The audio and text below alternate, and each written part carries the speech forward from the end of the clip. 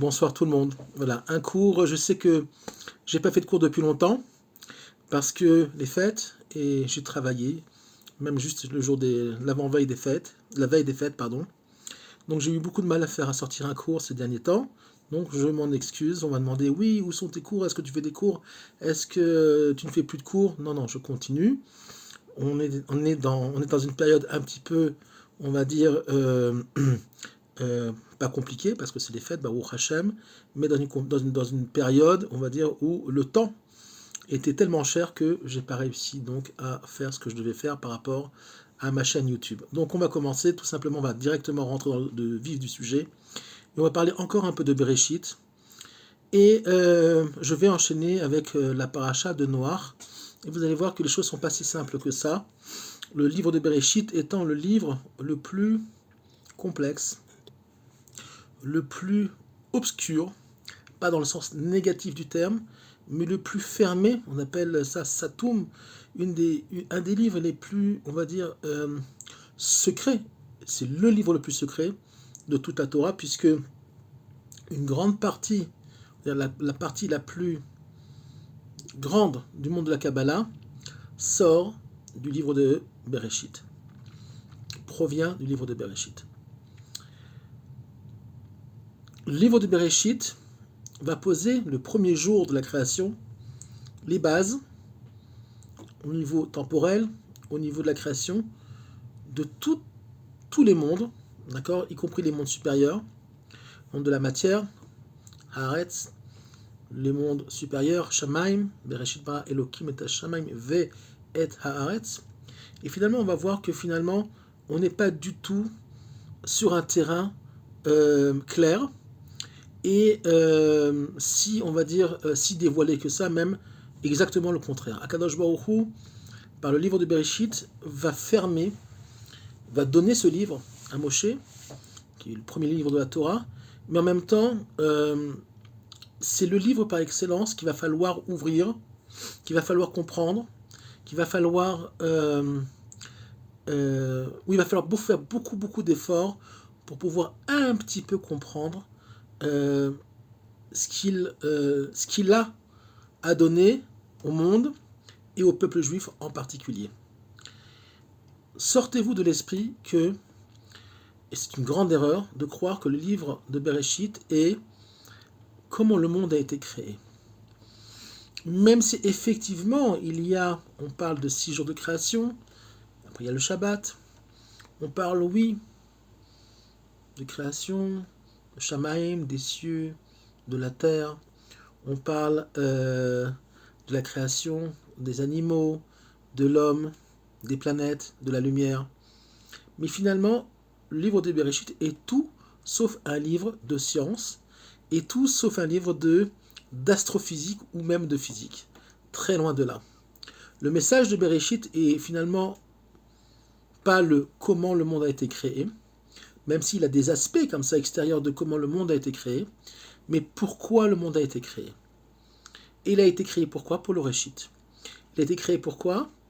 Il a été créé pour Israël, et je vais expliquer ce que veut dire Israël, et la Torah. Alors, c'est quoi Israël? Israël, le mot Israël, qui va s'associer à un peuple, qu'on va appeler le peuple juif, Bnei Israël, les enfants d'Israël, et c'est une terminologie qui est mal comprise, et la Torah, qui est finalement l'infini qui va s'exprimer dans le monde du fini. En tout cas, c'est ce qu'on veut nous faire croire.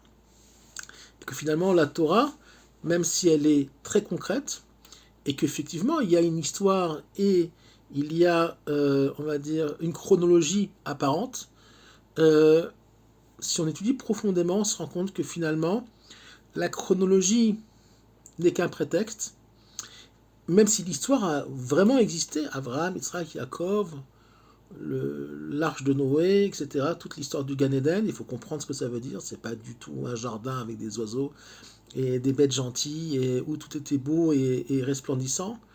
Ça l'était, mais il faut comprendre ce que ça veut dire, pas au niveau matériel, mais au niveau de la moudaout, au niveau de la conscience de cette place-là, qui n'est pas une place physique, c'est une place, on va dire, spirituelle, c'est un niveau spirituel, le Gan Eden. même si on le situe géographiquement, même les références, on va dire, géographiques sont aussi des références, finalement, spirituelles. Donc j'en reviens au fait que, finalement, le livre de Bereshit est un livre d'un enseignement particulier sur le, pas comment le monde a été créé, mais le pourquoi. Donc j'ai dit quoi? Israël et la Torah. Israël, qu'est-ce que ça veut dire Israël? Israël se lit aussi Yachar El, puisque ce sont les lettres de Yachar El, et Israël est un principe. Yachar El, à savoir droit, vers. El en hébreu veut dire vers, la direction de. Et c'est aussi un nom divin, ou plutôt, moi je préfère utiliser le mot expression du divin. Donc c'est quoi Israël? C'est droit vers. Je vais droit vers quoi? Vers Dieu. Ok, première chose. La Torah, c'est la Torah. Pour pouvoir recevoir la Torah, il faut être Yachar. Il faut être droit. Comment s'appelle donc Yachar? Comment s'appelle le livre de Bereshit aussi? Le Sefer Hayachar. On va dire le livre de la, je ne sais pas si ça existe ce mot en français, droititude, de la droitude, je ne sais pas comment on dit. Je n'ai pas le mot français, en tout cas vous me comprendrez. Finalement, c'est le livre du droit chemin. C'est ce qu'on va appeler aussi historiquement, depuis le Gan Eden jusqu'à Matan Torah, le Derech Eretz, le chemin de la terre. Le chemin de quoi? Haaretz, en hébreu, c'est aussi, au niveau kabbalistique, le principe de Ratson. Haaretz, c'est aussi les lettres de Ratson, il y a le mot Ratz dedans, qui veut dire volonté.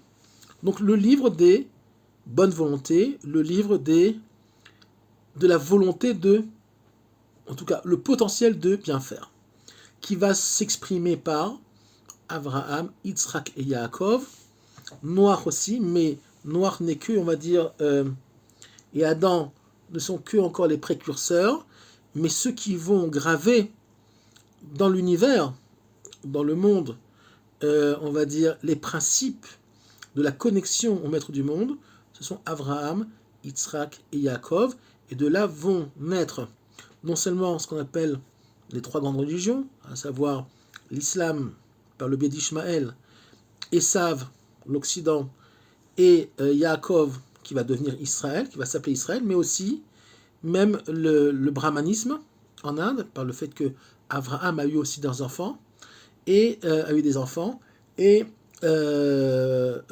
ces enfants-là sont partis en Extrême-Orient et vont créer, au fur et à mesure de l'histoire, les religions, les croyances extrêmes, orientales, qui vont malheureusement se transformer très rapidement en paganisme et en ce qu'on appelle en avodah zara, en hébreu. Mais finalement, l'avodah zara est on va dire, aussi une forme d'expression de volonté d'être en contact avec les mondes supérieurs, le maître du monde, mais c'est une connexion qui, on va dire, qui est biaisée, qui est mal comprise, qui est mal gérée. Le livre de Bereshit nous apprend une chose très difficile.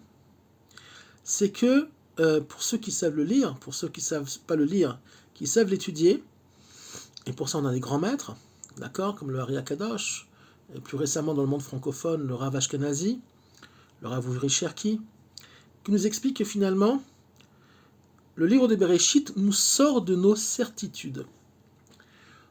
Ne crois pas que tu comprends. Ne crois pas que tu sais. Tu sais rien du tout, tu comprends rien. Mais on peut au moins essayer de se poser les bonnes questions. Une des questions qu'on peut se poser, c'est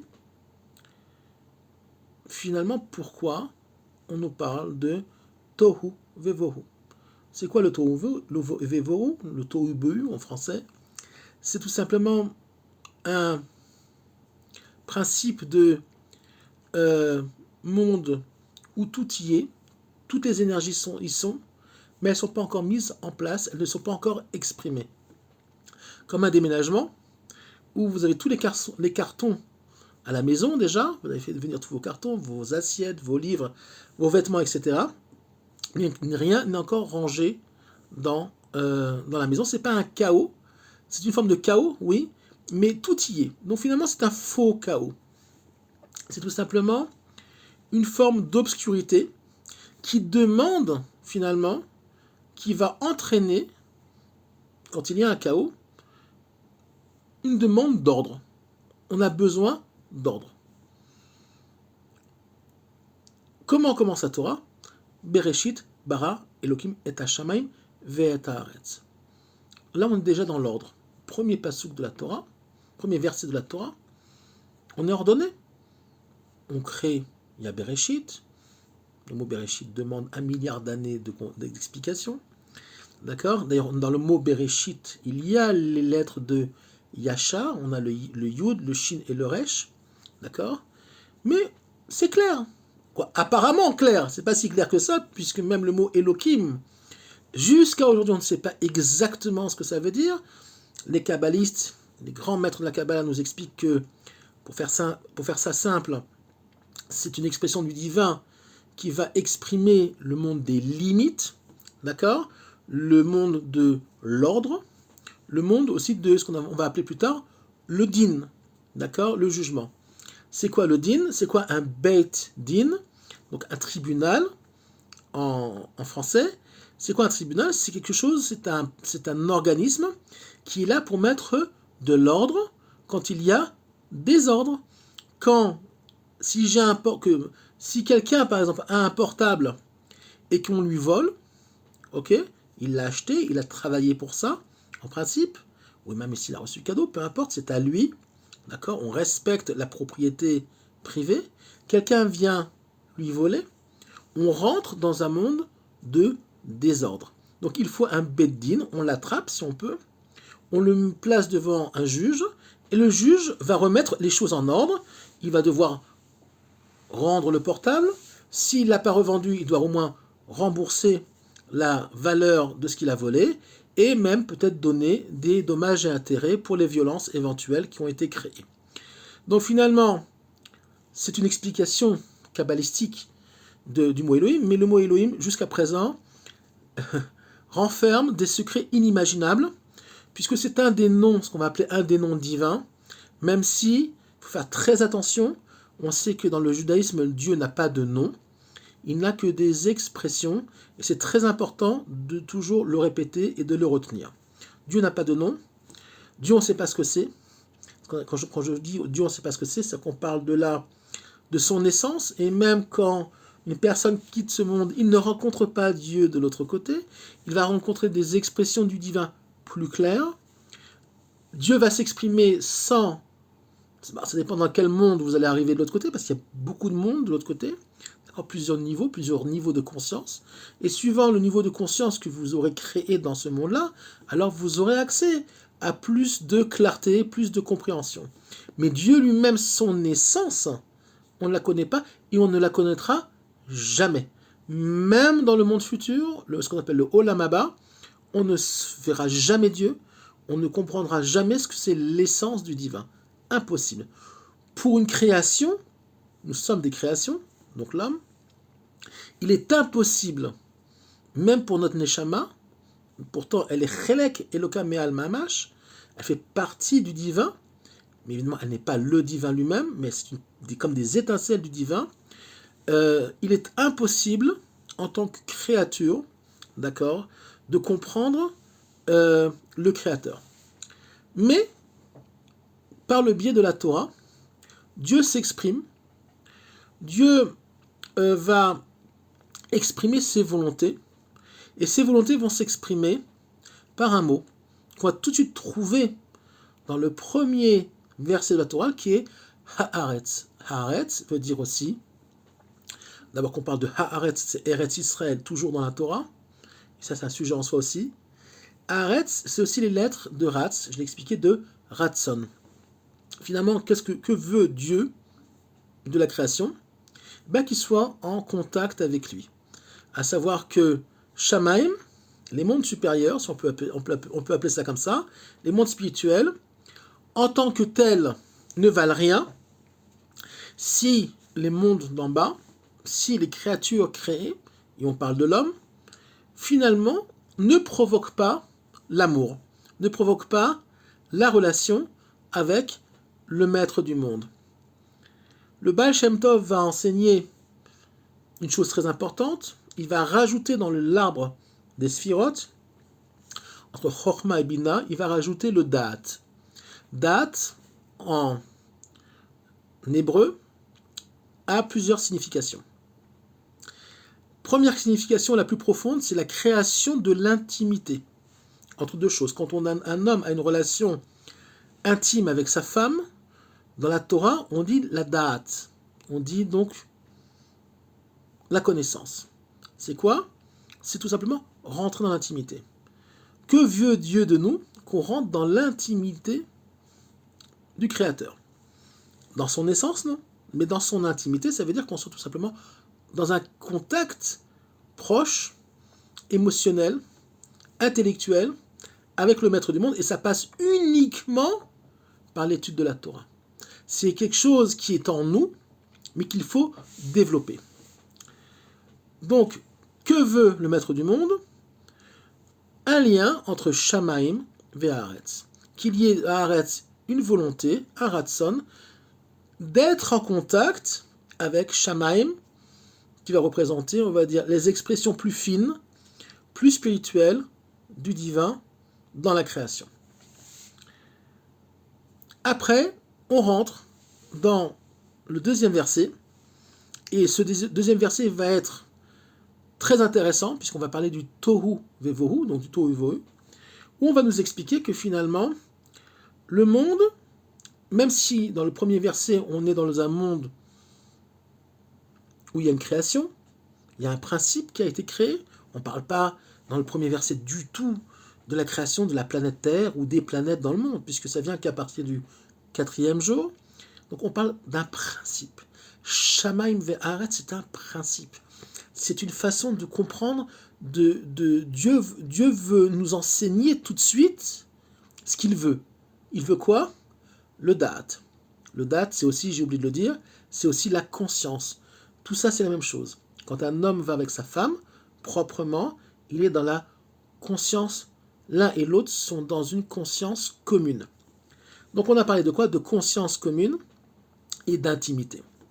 On rentre dans le monde du Tohu Vohu, et là c'est le monde de l'incertitude, et finalement un monde qui va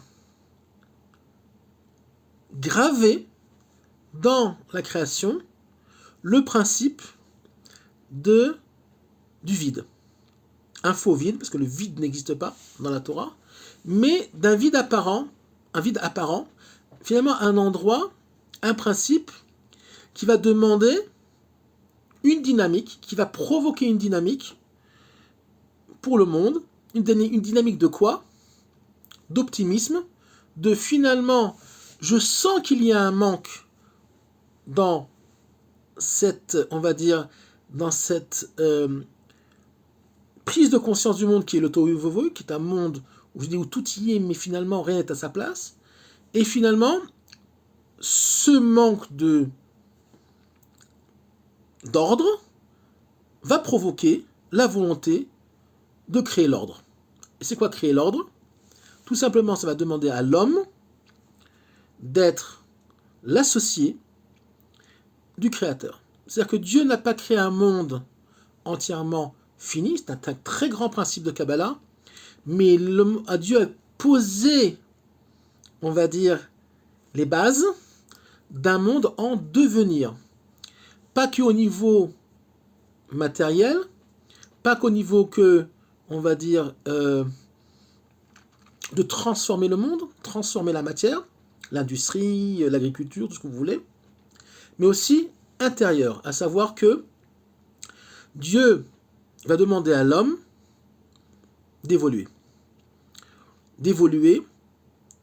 prendre conscience qu'il y a un créateur et être El-Al, aller vers lui, comme la compagnie El-Al, aller vers le créateur par l'étude de la Torah, par la prise de conscience, finalement, qu'il y a un mode d'emploi pour créer le lien entre Shamaim ve'aretz. Je saute directement à la paracha de Noach qui va être liée, vous allez comprendre, où finalement ce tohu-vohu va prendre forme d'une certaine façon à l'époque de Noé, de Noach. Qu'est-ce qui va se passer là-bas? Finalement, on va comprendre que Dieu va laisser les hommes, par leur libre arbitre, finalement, il va les laisser se tromper. Alors on peut se poser la question, et donc provoquer un tohu-vohu, un chaos. Alors on peut se poser la question, mais pourquoi finalement Dieu n'est pas intervenu, on va dire, tout de suite? Et bien finalement c'est voulu. C'est-à-dire que le tohu-vohu, le chaos, est quelque chose de finalement nécessaire pour qu'on apprenne de lui. Si on peut dire comme ça, Dieu, par le Sefer Hayashar, pardon, le livre de Bereshit, le livre des justes, le livre du monde de, on va dire, du monde de la droititude, je ne sais pas si ça existe en français, enfin peu importe, vous m'aurez compris, de la droiture, je ne sais plus. Finalement, c'est un enseignement pour toutes les générations. C'est-à-dire que finalement, la génération du déluge va être, on va dire, par leur erreur, et toute la Torah même le livre de Bamidbar, etc., toutes les chutes qu'il va y avoir dans la Torah, finalement, sont toujours des sources d'enseignement au niveau individuel et au niveau collectif. Quoi faire, et aussi, surtout, ne pas faire. Ne te comporte pas comme Sodome et Gomorrhe, à l'époque d'Abraham, ne te comporte pas comme à l'époque de Noé, de Noach, ne te comporte pas comme à l'époque de la tour de Babel, qui est une tour d'ego, d'accord, on en reparlera dans d'autres cours. Finalement, le Sefer, le livre de Bereshit, nous enseigne, on va dire, les grands principes avant même la religion, si on peut dire comme ça, les grands principes de ce qu'on appelle le Derech Eretz. La Derech Eretz kadma la Torah, le Derech Eretz vient avant la Torah, va nous enseigner finalement les grands principes du comportement, qui est tellement important aux yeux de Dieu. À tel point qu'il y a une Gemara qui nous enseigne que, aux yeux d'Hachem, le Derech Eretz, donc le comportement, ou le manque de comportement, est jugé beaucoup plus gravement même que les fautes sexuelles qui sont tellement, on va dire, importantes aussi aux yeux du divin. Mais finalement, le Derech Eretz, à savoir la façon d'être un homme dans ce monde-là, être quelqu'un de gentil, de droit, de serviable, avoir un bon œil, etc. Et finalement la chose la plus importante, mais attention, et là je sais, j'ai l'habitude, parce que j'enseigne depuis des années, tout de suite je sais qu'il y a des gens qui vont dire, ah ben moi je fais pas Shabbat, je mange pas kasher, mais je suis quelqu'un de droit. Oui. Le Derech Eretz Kadma la Torah est avant la Torah, mais la Torah pose aussi les règles. Et un Derech Eretz uniquement, en tout cas quand on est juif, ne suffit pas. Absolument pas. Même les non-juifs vont recevoir des mitzvot, qu'on appelle les 7 lois Noachid. Regardez ce que c'est sur Google. D'accord? Ne tue pas, ne vole pas, des grands principes de base. D'accord? Ils n'ont pas Shabbat, par exemple. Mais va poser les grands principes, on va dire, de ce qu'il faut être en tant qu'homme. Et après, comment créer et comment, on va dire, mettre en place ce da'at-là, cette conscience-là, cette intimité-là avec le maître du monde. Et je vais terminer avec un principe extraordinaire sur la paracha de Noach. Si on regarde le texte de façon simple, comme un enfant, Dieu a puni le monde parce qu'ils étaient méchants. Il y a eu du Hamas. Le mot Hamas est dans la paracha de Noach. Hamas veut dire vol et viol, tiens, comme par hasard. Ok. Toute allusion avec un groupe terroriste n'est que le fruit du hasard, d'accord, au niveau historique. Mais c'est pas ça qui m'intéresse. C'était juste une parenthèse. Ce qui est intéressant, c'est que finalement, si on regarde, donc, je vous ai dit, le livre de Noach, dans Bereshit, la paracha de Noach, on croit que Dieu, finalement, regarde son monde. Ah, vous êtes des vilains. Ben, je vais tous vous tuer. Paf, il y a le déluge. Et il détruit 99,9% de l'humanité. Il reste que Noach et ses proches. Eh ben non. Dieu ne punit pas. Si on peut dire comme ça, même si Dieu, dans beaucoup de parachiotes, menace, entre autres la paracha de Kitavo, mais pas que, il menace l'humanité de, si vous ne vous comportez pas bien, et le peuple juif aussi, vous irez en exil, etc. Mais finalement, qu'est-ce qui s'est passé à l'époque de Noach? C'est tout simplement que, en deux mots, les comportements immoraux de la génération ont déréglé la création elle-même. La création ayant un équilibre dans son essence, ayant, on va dire, la création est un système, d'accord, naturel, qu'on pourrait appeler nous naturel, c'est la nature, c'est l'extériorité du monde, la façon dont le monde marche, au niveau des mécanismes de l'écosystème, etc. Mais il y a aussi une espèce d'écosystème spirituel, et finalement, on peut appeler ça comme ça, je m'amuse un petit peu avec les mots, mais on peut le voir comme ça aussi, que finalement, qu'est-ce qui s'est passé à l'époque de Noach? C'est que finalement, l'espèce humaine a déréglé non seulement le monde de l'extériorité, par ses actes, mais aussi le monde de l'intériorité, à savoir les mondes supérieurs, puisque les uns et le monde de l'extériorité, Shamaim ve'Haaretz, sont liés. Donc qu'est-ce qui s'est passé? C'est que naturellement, la façon dont le monde est créé, a été créé, il y a eu une volonté de la création, le ciel et la terre, finalement,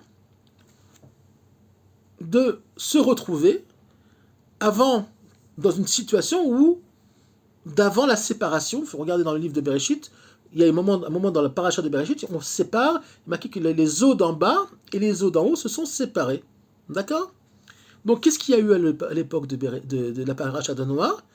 Finalement, il y a eu on va dire, une réaction naturelle du monde de vouloir revenir à son état premier, qui est l'état où les eaux d'en bas, si on peut dire comme ça, et les eaux d'en haut étaient unies.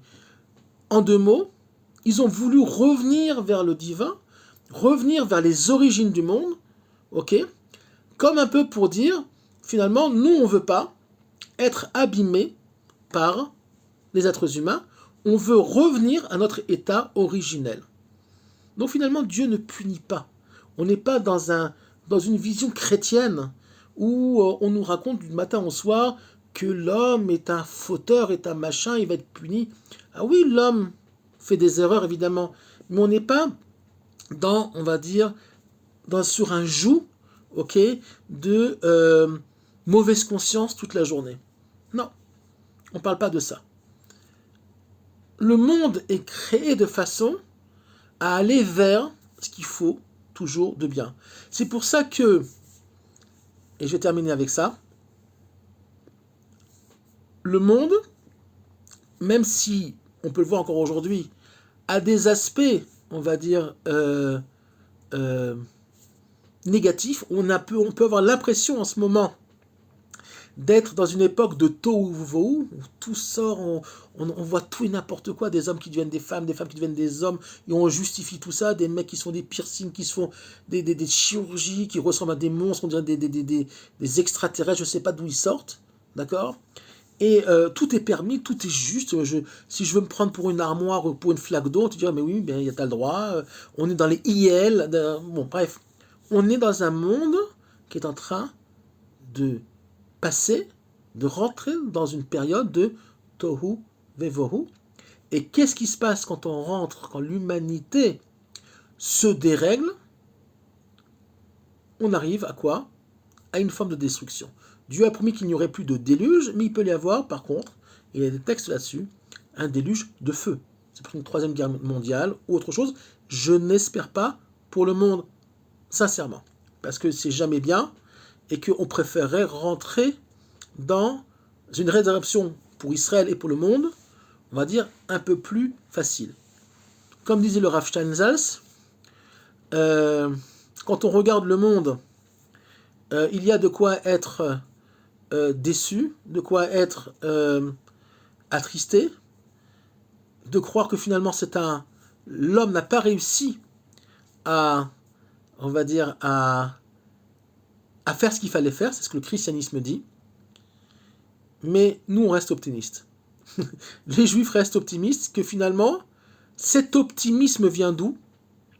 Que finalement, le verset de Tohu Vevohu n'est pas le premier de la Torah, mais Bereshit, Bara, Elohim, et Hashemayim ve'et haaretz. À savoir que finalement, le monde, ce qu'on appelle le Olam Haba, c'est un enseignement du Rav Léon Ashkenazi, finalement, qui vient de la Kabbalah, qui vient de beaucoup plus bien avant lui, mais lui, il l'a expliqué, il l'a mis en place.